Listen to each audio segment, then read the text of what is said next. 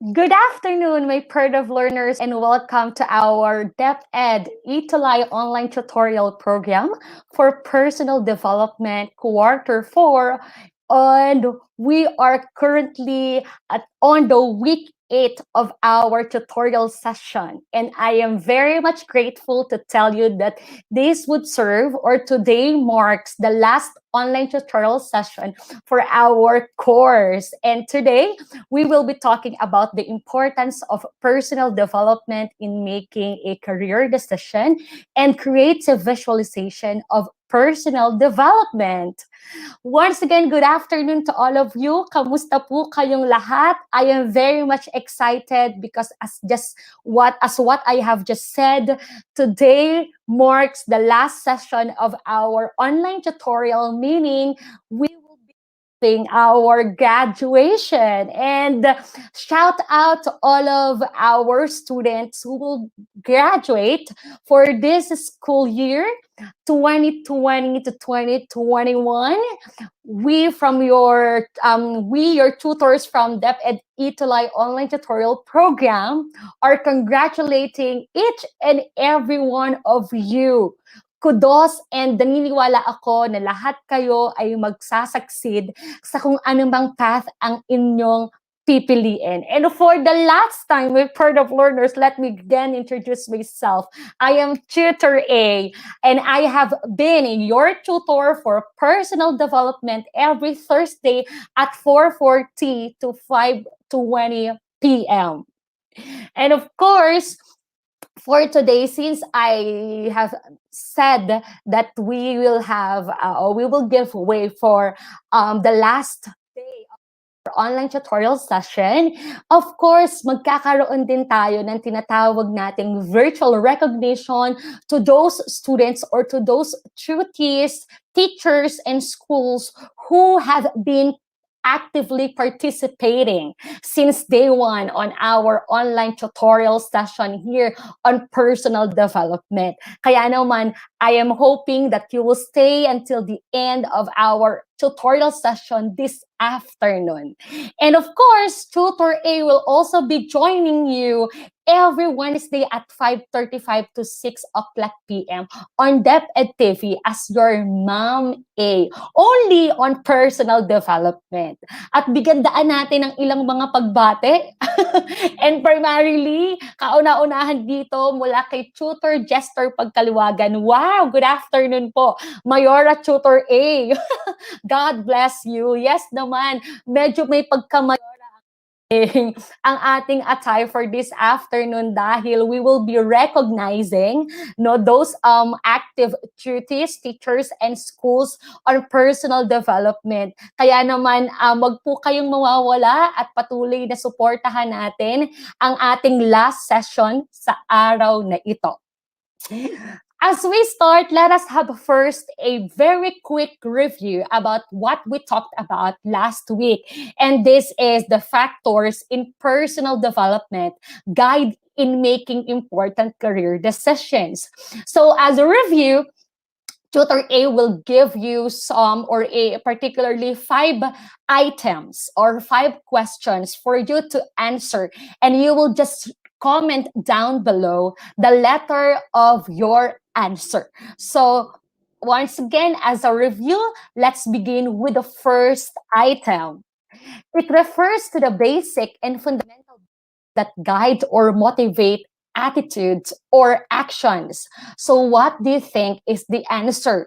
A, skill set; B, values; C, personality; D, habits.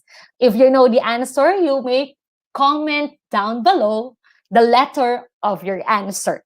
Alright. Nanunood din sa atin, of course, si Ma'am Giancarla Maria Lorenzo Dingle. And good afternoon po mula kay Glidel Alcantara. At kasalukuyan din nanunood sa atin si Ma'am Abigail Castillo Villa. Hello po and good afternoon sa inyong lahat. If your answer is B, values, then you are correct. Amazing. For the second item, it refers to characteristics that make individuals unique, including their prototypical thoughts, emotions, interest, habits, and behaviors. What do you think is the answer? So, my part of learners, if your answer is C, personality, you are correct. Amazing. The third item, it is about the desire to explore and enjoy novel experiences, preference for change and variety. What do you think is the answer? A, openness, B, emotional stability, C, conscientiousness, D, extroversion. Good afternoon po, Tutor A from Tutor Avjil Mahino. Hello po, Tutor Avjil, and good afternoon din po sa inyo. If your answer, my part of learners, is A, openness, you are correct. Amazing. Now, let us proceed to the fourth item. It is a person's natural inclination to be positive and calm, even in the middle of challenging situation. What does it mean? A, openness, B, stability, C, conscientiousness, and D, extroversion. What do you think is the answer? My part of learners, if your answer is B, emotional stability, that is correct. Amazing. And for the last item, it has to do with how eager an individual is to have social interaction and in constant contact with the outside world. What do you think is the answer? All right, my part of learners, thank you so much po sa lahat ng mga bumabati sa atin dito ng mga estudyante rin. Wow, ang daming nanonood sa atin ngayong araw. And they, of course, waiting for the last topic not to be discussed this afternoon. Good afternoon po, ma'am, mula kay Rose Ann Maniquez, Maria Bettina Caging, Lanilyn Zabat, Odessa Rebultan, and Hamia Padilla. If your answer is the extroversion, are correct. All right, so there you go, my part of learners. We have just had a review of the previous session that we talked about last week, and I hope that somehow we are able to recall the lessons that we learned last week. Now, I am sure that you are ready for another session that we will be talking about. And the answer and the question is, ano ba ang magiging learning targets natin for this afternoon session? So at the end of this session, you should be able to identify the importance of personal development in making career decisions, create a creative visualization of self through collage making, and value the importance of personal development in career development. Now, the question, my part of learners, are you ready for the last time? Do not forget to bring with you your packet. And of course, it is consist of your pen and paper, your modules, and we would like to give our deepest gratitude to Region 4A or the Calabarzon for allowing us to use their modules. And girls, do not forget to flex out your beautiful smile with a hint of your lip tint. And boys, do not forget to flex out your nice cool hairstyle with your nice hair wax. And at the end of the day, do not forget to bring with you your heart, because Aristotle said, educating the mind without educating the heart is no education at all. My part of learners, for the last session, let us first talk about the importance of personal development in making a career decision. Si Elisha May Luda is watching from SRNHS, and of course, Christine Perez is also watching from San Ricardo National High School. And then Heavenly Heart, you, Tanghian. Good afternoon po, watching from San Roque Central Elementary School. All right. So what are the importance, or what certainly is the importance of personal development in making a career decision? So last time we talked about the career options leading to attaining one's personal goal, and the factors in personal development that will guide you to make important career decision. And all throughout the 16 weeks that we've been together, that we talk about everything about personal development. Now, in the context of making a career decision, ano kaya ang kahalagahan ng tinatawag natin na personal development? Okay. So, to all of our grade 12 students, I know that you might have been planning, right? You might have been planning about the course that later on or about the exits that you will pursue later on. Ano yung tatlong exits na yon? Negosyo, trabaho, or kolehiyo. And at the end of the day, mas nangingibabaw para sa inyo yung kolehiyo dahil you really value that education. So, the thing is, instead of focusing on the 4 years that you will spend in college, turn your attention to the 40 plus years you will typically spend working after graduation. So the college roadmap should be tailored to the individual students. But then you as students, you should first ask yourself. And the question that you should ask yourself first is that, what am I wired to do? What do we mean by that? What am I equipped to do? Ano ba yung mga bagay na kaya kong gawin? Ano ba yung mga bagay na pwede kong gawin at magagawa ko pa? Personal development plays a crucial role in one's career growth. It is one of the most important factors for career decision making, as it capitalizes on human development. Being aware of skills, talents, knowledge, and behavior can direct you to a suitable path toward achieving your dreams. At ito yung hindi alam ng madami. Dahil when you start planning about the career that you want to pursue in the future, ang kauna-unahan mong iniisip palagi ay, mataas ba ang sweldo nito? Mapopromote ba ako? But then, without thinking how personal development vitally play a role in your career decision. And the thing is, it is very imperative, right?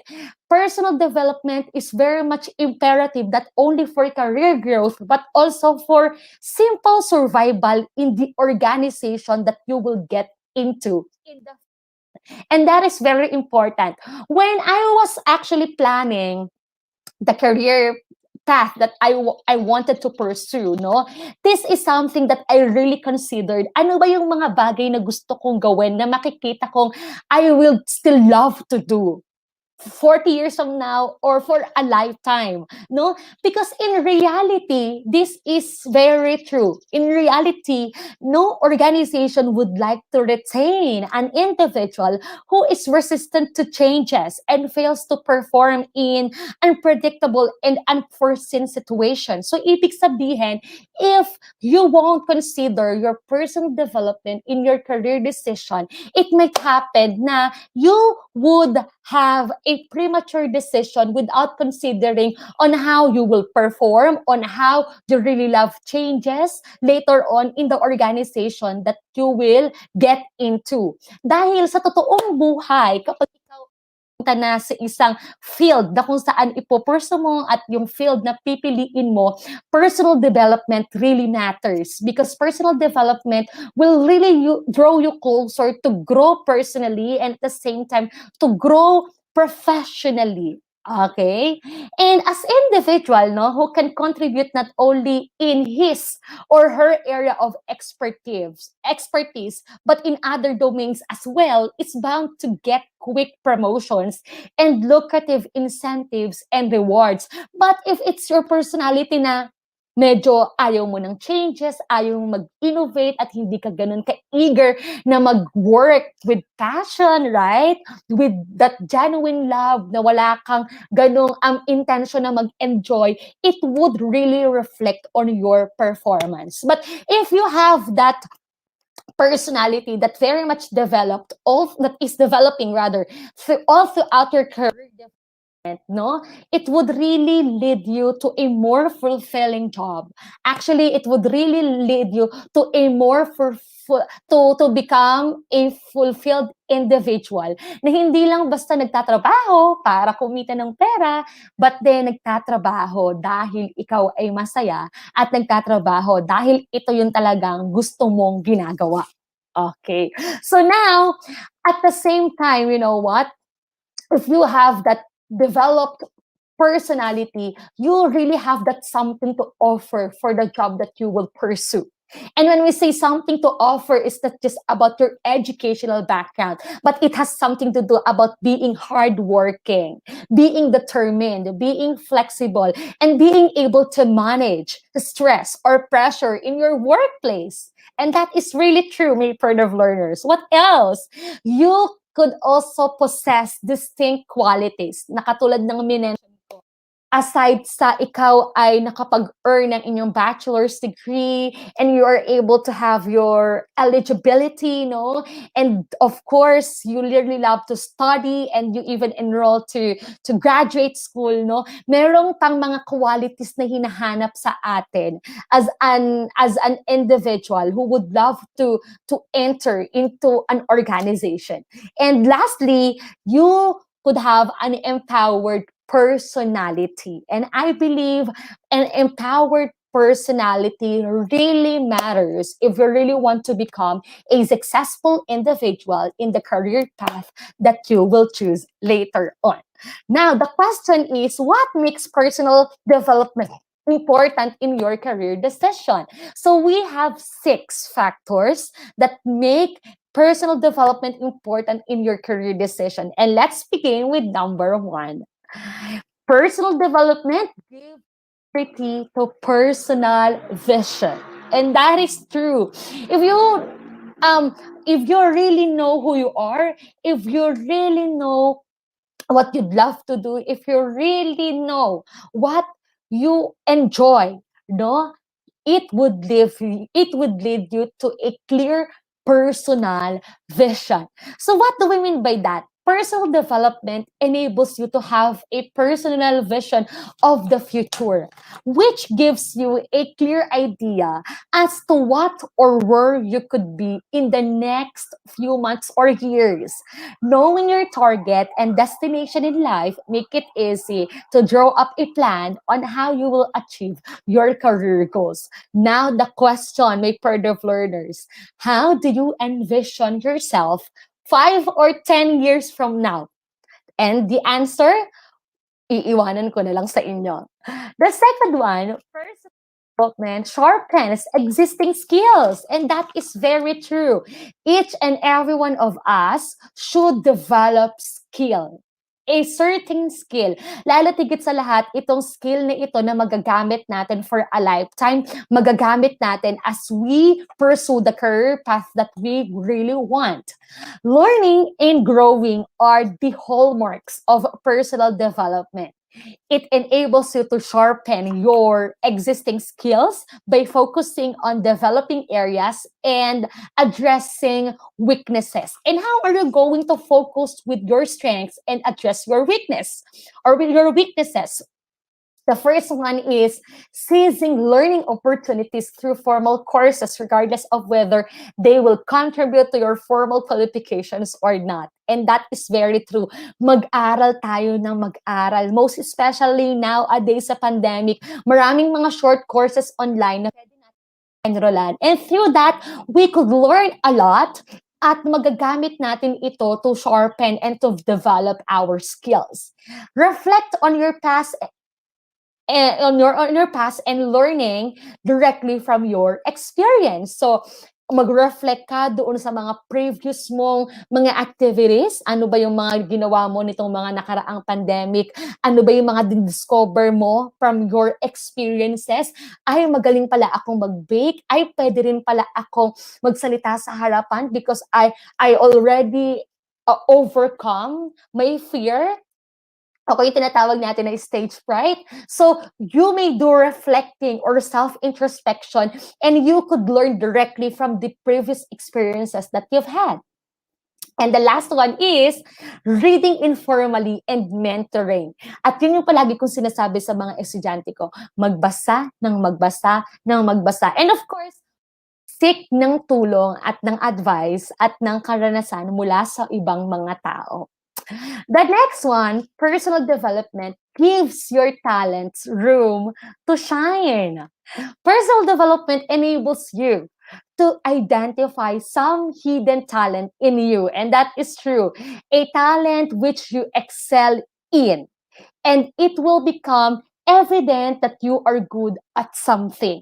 Alam ko, marami tayong mga talent, and karaniwan sa mga talento na meron ngayon ng mga kabataan, no, you are really into what you call this, arts and design, singing, dancing.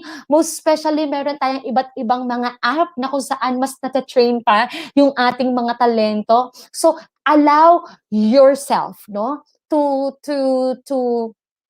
to develop your talents by practicing and practicing and practicing. And therefore, yourself na very master na pala ang certain talent na meron ka. The next one, personal development boosts your motivation. Okay, of course, no? Becoming totally aware of your strengths, weaknesses, and level of skills, and of course, your talents can increase your motivation level in the long run. How does that work, my product learners? As you understand your positive and negative attitudes, no, their consequences and how they affect others, you learn to act differently and more productively. So once that you are aware of your progress as an individual, of the strengths that you really have to improve, and the weaknesses that you really have to overcome, then therefore you could have that what we call driving force, at ito yung magmo-motivate sa'yo to keep on growing, right? To keep on learning, individual. The next one, personal development enables you to master goal setting. And that is very true. Kailangan meron tayong goal as an individual. Meron tayong tina-target. Meron tayong plano na nais nating ma-achieve. And when you start working on developing your personality, it will really require you to create a plan and set a smart goal. Ano yung goal natin bilang isang individual? You, as a student, what is your goal, right? So, the last one, as the importance of personal development in making a career decision, personal development helps you discover your life purpose. And that is very true. You will focus on assessing your current state, both in your personal and private life, and then you could take steps, no, towards personal growth. And doing so will streamline this process.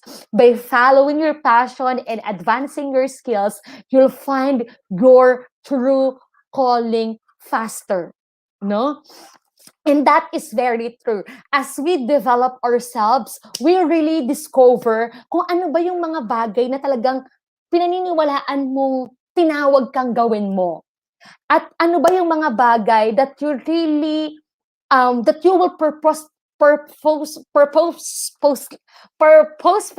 no, to fulfill as an individual, as a person. And I believe that personal development will really help you to realize that what we call life purpose. At ang pinakamaganda, no, if when you discover your life purpose, lahat ng mga bagay na gagawin mo 5 years from now, 10 years from now, magkakaroon ng direction. At ito yung isang bagay na kailanman ay hindi masusukat ng material na bagay. Right? Because I believe if we are able to discover our life purpose, we will know the reason why we were born here on earth. And that is how personal development will help you as a person. That it will not just unfold your skills, it will not just unfold all of your talents, it will not just motivate you, it will not just help you to master your goal, but then it would lead you to discover the life purpose, your worth as a person, the worth of your life. So there you go, my further learners. Those are the 6 importances of personal development in making a career decision.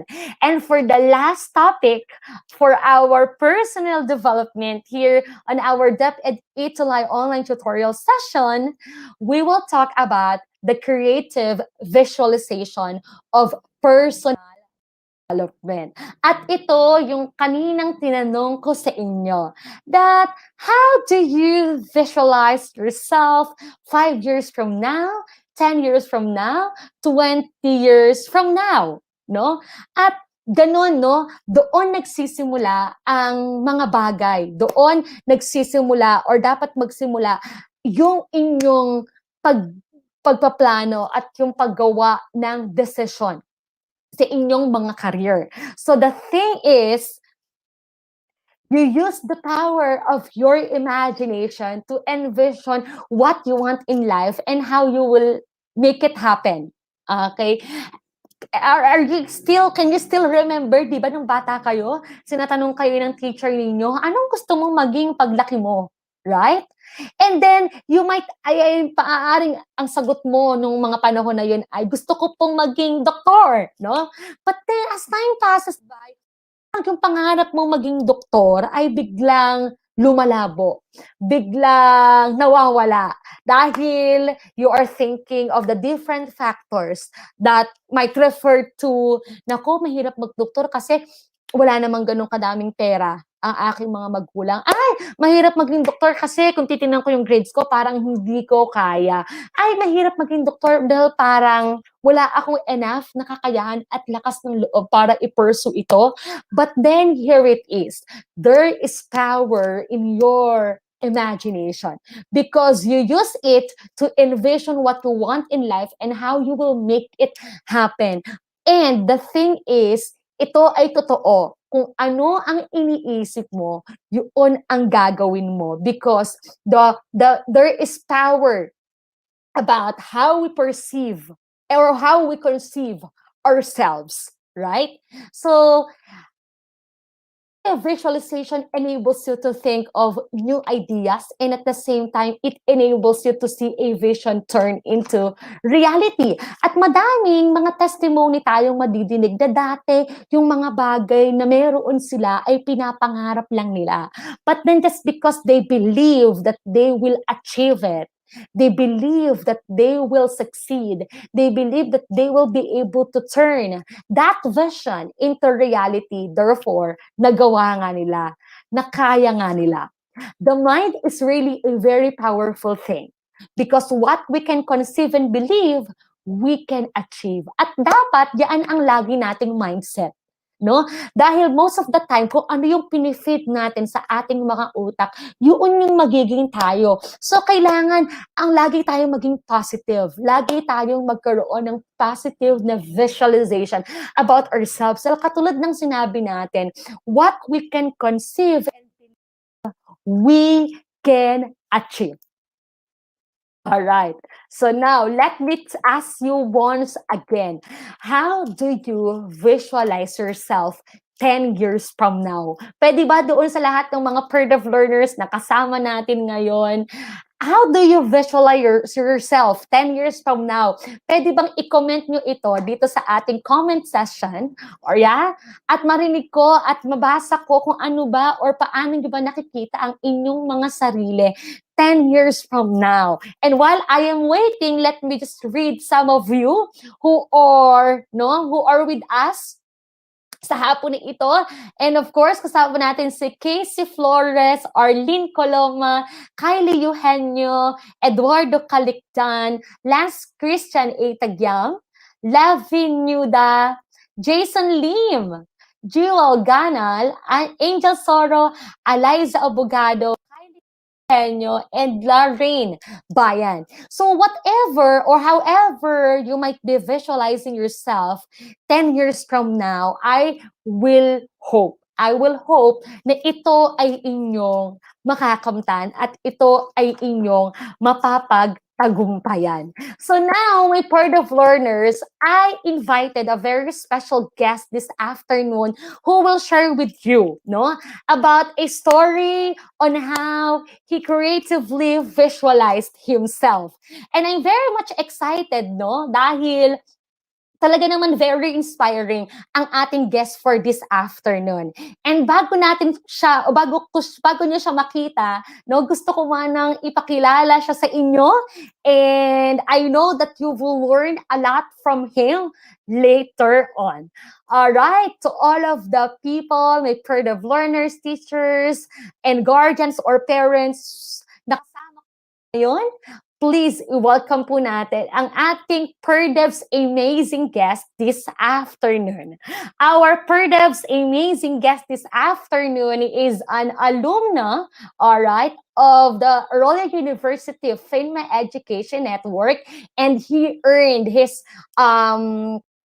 where he earned his bachelor in secondary education major in English. And of course, he also earned his Master of Arts in Education major in Educational Leadership and Supervision at Wesleyan University Philippines. And currently, he's taking his doctoral degree major doctor in education major in educational leadership and management at the same university. Our PERDEV's amazing guest also is his school ICT coordinator, particularly from Restituto B. Peria National High School. He is also a teacher broadcaster of the SDO Nueva Ecija DepEd TV, and also an anchor, a module writer, and of course our original last validate or last evaluator. And actually, my part of learners is not just a teacher, is not just an anchor, a teacher, broadcaster, and so on. He is also an event host, a theater actor, and a dancer. I am very much excited, my PERDEV learners, to give you our PERDEV's amazing guest for this afternoon, no other than Sir John Louis H. Galvez. Good afternoon, Sir John Louis. Hello, Ma'am Aileen. Good afternoon po. And of course, to all our viewers for this afternoon, isang magandang hapon po sa inyong lahat. Wow, I'm very happy and blessed, Sir John Louis, that you are part, or that you are part currently of our last online tutorial session. Maaari po bang bumati kayo sa lahat ng mga kasama natin sa hapon na ito, Sir John Louis?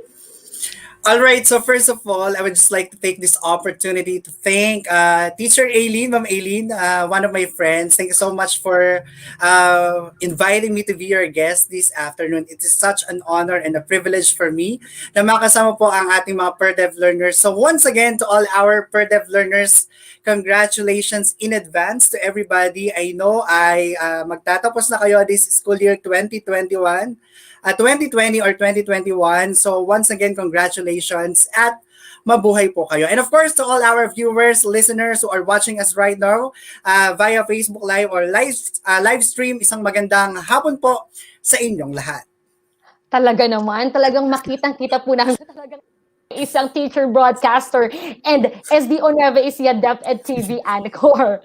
No, Sir John Louis, as we proceed, we are currently talking about the creative visualization. And as what I have said a while back, I invited you to share your story about your creative visualization of self to all of our PERDEV learners. So as we start, Sir John Louis, as currently you're a teacher, no? So when you were younger, no, nakita mo ba talaga yung sarili mo na ikaw ay magiging guro sa kasalukuyan? Yes, Ma'am Aileen. Actually, it's a big yes for me. Bata pa lamang ako. Alright, like what I said before, di ba, matagal na tayong magkaibigan at Yes. magkakilala, Ma'am Aileen, when we were in college, when we were in high school, talaga namang close na tayo at magkaibigan na tayo. At naibida ko na rin sa iyo, Ma'am Aileen, that when we were a child, alright, kasama ng aking mga kapatid, we were playing teacher-teacheran.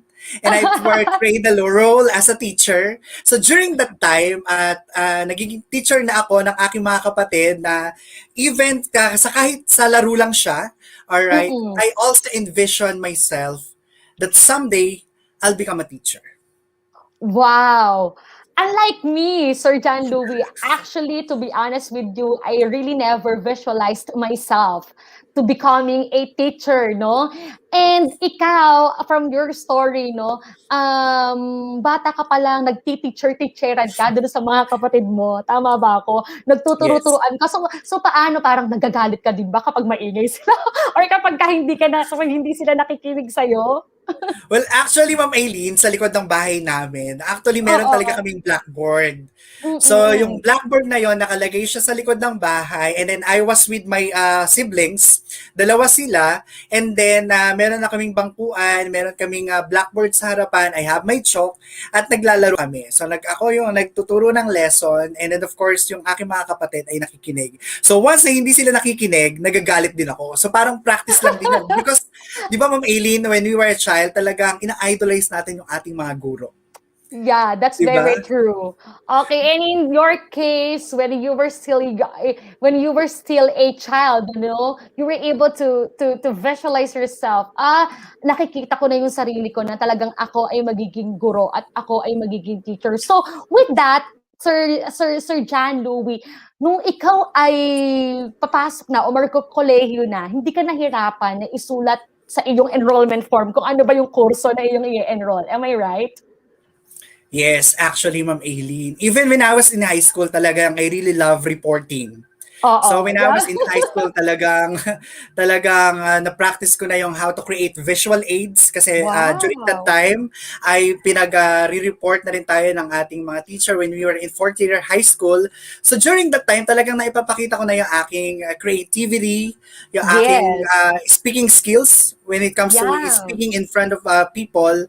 So during that time, talagang after I finished high school, my mother told me she asked me, sabi niya, anong course ba ang gusto mong kunin? Sabi niya sa akin, Mm-mm. mag-accountancy ka. So sabi Mm. ko, I said no. I said no. Sabi ko kung ganyan, I will take education. And then Yes. after that, yun nga Ma'am Aileen, doon na nagsimula. It started from a dream, you have your goal, and of course, after that, what will you do for your goal? Of course, you have to take actions. So, That is yun. true. At Wow ang edukasyon, naman. yes, Ma'am Aileen, at ang edukasyon ang naging susi para matupad ko yung aking mga pangarap.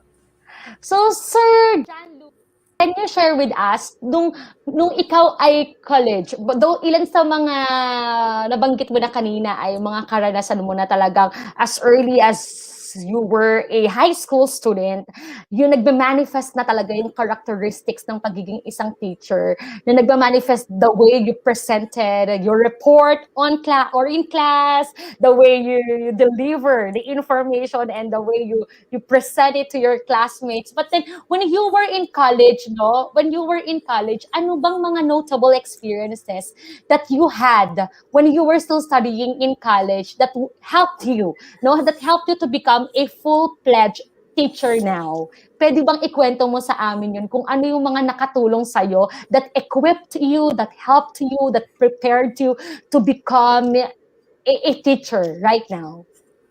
All right, so Ma'am Aileen, being in a college, all right, it's never walk in the park. So there are so many things to navigate. You have to learn things. There are so many problems that you will encounter. You have to become Yeah, prepared physically, mentally, emotionally, emotionally. spiritually, and even financially. So kailangan maging handa ka. So what will you do? Of course, I have my inspirations, and that is my Oh. family. I Mm. lost my father when I was in high school. Mm. So, si mother na lang ang talagang I was a bit emotional ang Oo. talagang nagsikap at Nagtaguyod. yes, nagtaguyod sa aming magkakapatid. So during that time, ah doon ko pinahalagahan yung bagay na meron ako. So, sabi mo nga kanina, Ma'am Aileen, what do you wanted to become? How do you envision yourself 10 years from now? Actually, I have that words in my mind when I was in college. After Mm. 10 years, what do I wanted to become? Kaya ako talaga, I pursued my dreams. I took actions. I worked really hard. Kasama ka doon, Ma'am Aileen, I know. Yeah. We were together. We were together Oo. when we were in college. And you know what, Ma'am Aileen, just to share Yes. these stories, ang pagiging isang kolehiyo ay hindi lang puro aral. Mm. You That have your is friends. true. You have your friends to bond. You have to enjoy your college days. Kasi minsan lang darating sa atin ang pagiging isang estudyante. sa kolehiyo. So you have your friends to bond, you have different activities to join with, to enjoy. Kasama kita, Ma'am Aileen, na Yes, sumasayaw I can sa still mga different, remember sa ating mga street dancing. yes, Ayun, sa mga theater different play. competitions.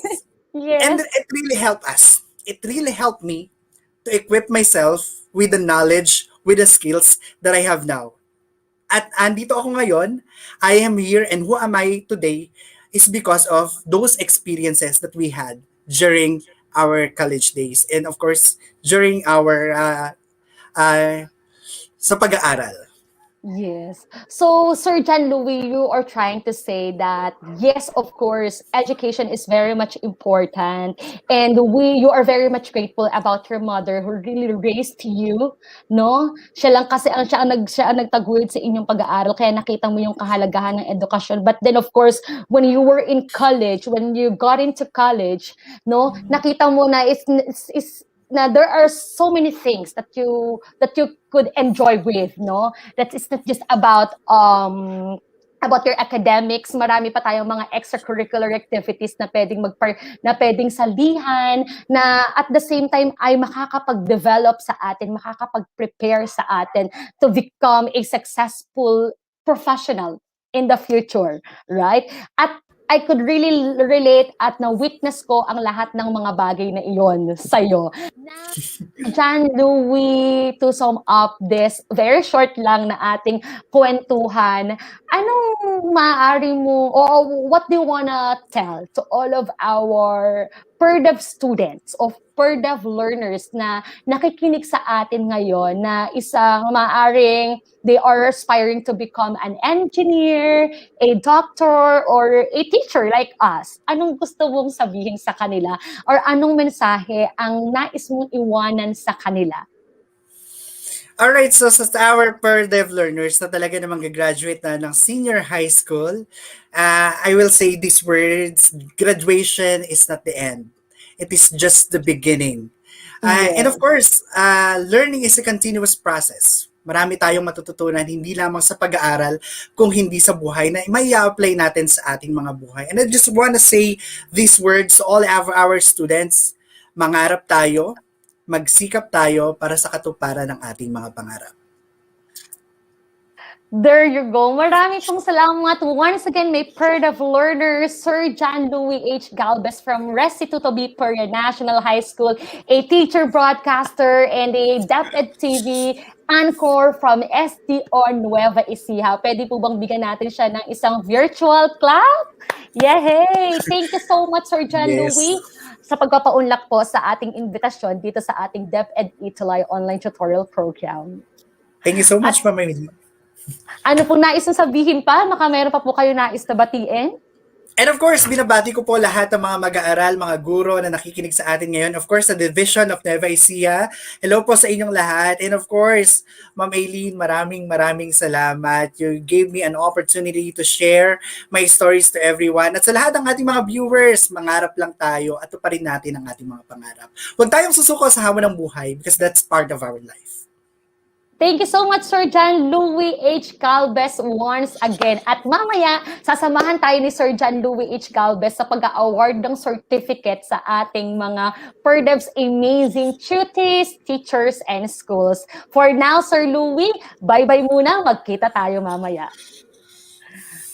So I hope my PERDEV learners, you learn a lot from the experience of Sir John Louis Galvez, and from the message that he has just given us, no? Talagang makikita natin doon yung tinatawag natin na life purpose, no? And as what I have mentioned a while back, a life purpose is like a compass, guiding you on life's path, keeping you centered, focused, and clear on what really matters to you and what you want from life. And just like Sir John Louis, he really believed from the very beginning of his life na magiging guro ako. Pagiging guro ay dadalhin ko hindi lamang sa isang simpleng laro-laruan noong ako pa ay bata, kundi hanggang ngayon na makikita naman natin na talaga namang siya siyang guro na hindi lang basta gurong nagtuturo, at nag-i-inspire ng kanyang mga estudyante, kundi isa ring guro na patuloy na nagpapalawig ng kanyang kakayahan. And I believe that his personal development really helped him a lot to become an empowered educator of today. So my part of learners for the 16 weeks that we have been together, I believe that you learned a lot from our online tutorial session, and this course really helped you to take a deeper look at yourself and analyze your developmental changes, your skills and traits, which can help you meet the various tasks that you must undertake in your life. And actually, this course has also given you chance to analyze your relationships with your family, with your friends and significant others. And at the same time, it helps you to take stock of where you are in your career development and how to get where you want to be. And finally, the Perd of course has given you a glimpse of how you can creatively visualize yourself anchored in your life purpose. And my prayer, my Perd of learners, as you keep on going, your creative visualization of self sana ay mag-serve sa inyo as your guiding star to succeed in your journey. You cannot really stop all obstacles or undesirable things from happening. However, you can build resilience and deal with whatever life throws at you. So now, my Perd of learners, let me give you the last assessment for development. I just wanted to create a collage of the various stages of your personal development throughout your adolescence. And you may use your photos, magazines, newspapers, or materials to make it more creative. And this collage could serve you later on as your inspiration that as you pursue this vision of yourself all throughout ay mare-remind ka ng lahat ng mga bagay na pinagdaanan mo, lahat ng mga bagay na napagtagumpayan mo. Dahil katulad ng sinabi ko, hindi mawawala ang mga difficulties, hindi mawawala ang mga obstacles, pero katulad ng sinabi din naman ni Sir Louie, magpatuloy lang tayo dahil ang lahat ng mga bagay ni ito ay mapagtutagumpayan natin if we will believe on ourselves and if we will believe in the Lord. So with that, my Perd of learners, maraming salamat and I hope that you would be able to create this collage of the various stages of your personal development. Kaya naman sa pagkakataon na ito, bigyan daan natin ang ating personal development virtual recognition, and once again, I would like to invite our PERDEV's amazing guest, Sir John Louie H. Galvez, to join me para sa ating personal development virtual recognition. And of course, as our guest, she or he will be awarding the following certificates sa ating mga active schools, active na tutees, and of course, supportive na mga teachers since day one of our online tutorial on personal development. So with that, Sir John Louie, please do the honor to award the very first the certificate of recognition or appreciation to the very first school that we would like to recognize this. And it is for San Ricardo National High School. Sir John Louie, please do the honor by reading our certificate. All right, so Republic of the Philippines Department of Education, Information and Communication Technology Services, DepEd as complex. What is that? Too small. Miranda All right. Avenue, Pasig City. Ayan. All right. And of course, a certificate of appreciation.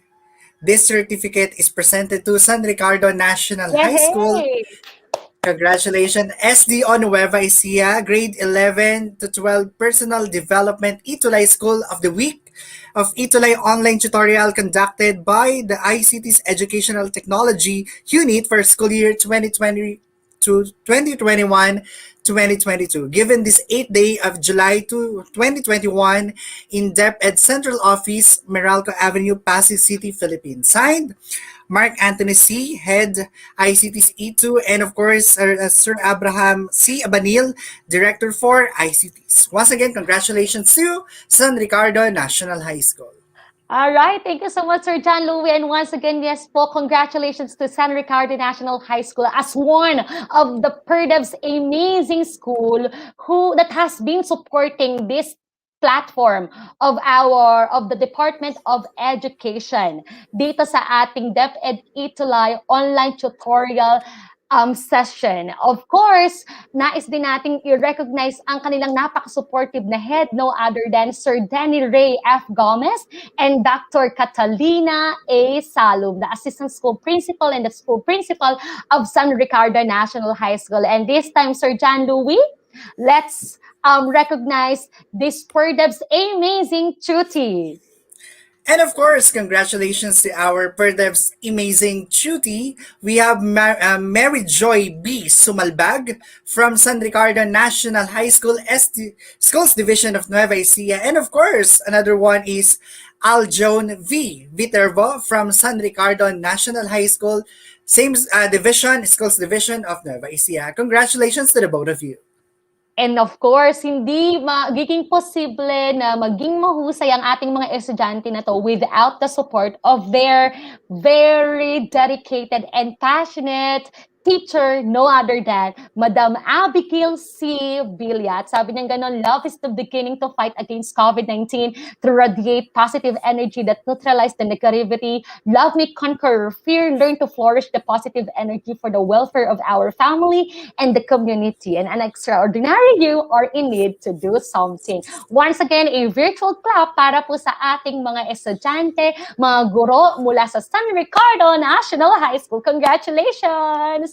And another one, a certificate of appreciation para po sa... Alright, and of course, same citation is awarded to Maligaya National High School Schools Division of Nueva Ecija. Grades 11 and 12 Personal Development Itulay School of the Week. Congratulations po to Maligaya National High School. And of course, we would like to recognize their school principal 3, Madam Jesusa D. Bote. And here are the PERDEV amazing tuties from Maligaya National High School. Of course, we have Lorraine T. de Guzman. Also, we have Cristina Cassandra G.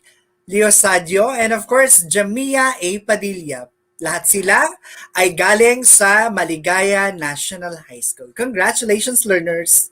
And of course, if we have this PERDEV's amazing tuties, we also have this PERDEV's amazing teacher who is Ma'am Gian Carla Maria and she said it is a great opportunity for us teachers to encourage learners to focus and study amidst the pandemic to prepare them for their future. Once again, congratulations po, Maligaya National High School. And for the last one, Sir John Louie, we have...